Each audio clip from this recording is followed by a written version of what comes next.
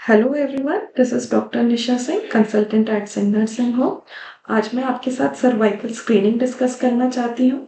उससे पहले हम ये समझ लें व्हाट इज सर्विक्स। तो सर्विक्स विमेन के यूट्रस की ओपनिंग का पार्ट होता है जहाँ पर सेल्स एक्टिवली डिवाइड करते हैं।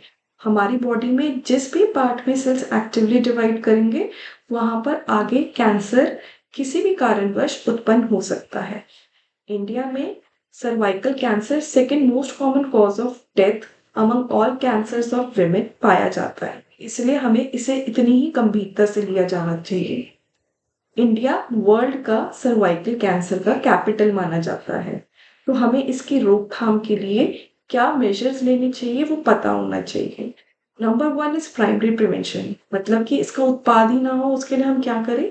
ह्यूमन पैपिलोमा वायरस की वैक्सीनेशन करवाएं। Ideal age group is 9 to 26, but up to 45 years age में भी आप इसको अवश्य लगवाएं। आज मैं आपके साथ सेकेंडरी प्रिवेंशन पे डिस्कस करना चाहती हूँ। सेकेंडरी प्रिवेंशन मतलब इसके शुरुआती लक्षण आने से पहले भी इसको कैसे डिटेक्ट कर ले। That is pre cancerous stage पे ही अगर इसका पता चल जाए तो ये कैंसर की स्टेज ही ना आए।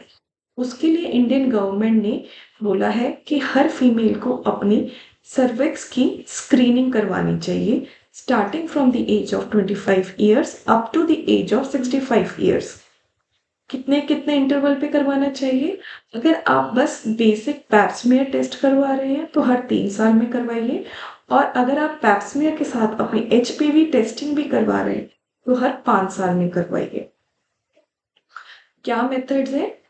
बहुत ही हम लो सेटिंग में जाकर देखें तो उसमें पैप्समेयर के रिसोर्सेज नहीं होते, तो वहाँ एक कंसेप्ट आता है विया और विलाय।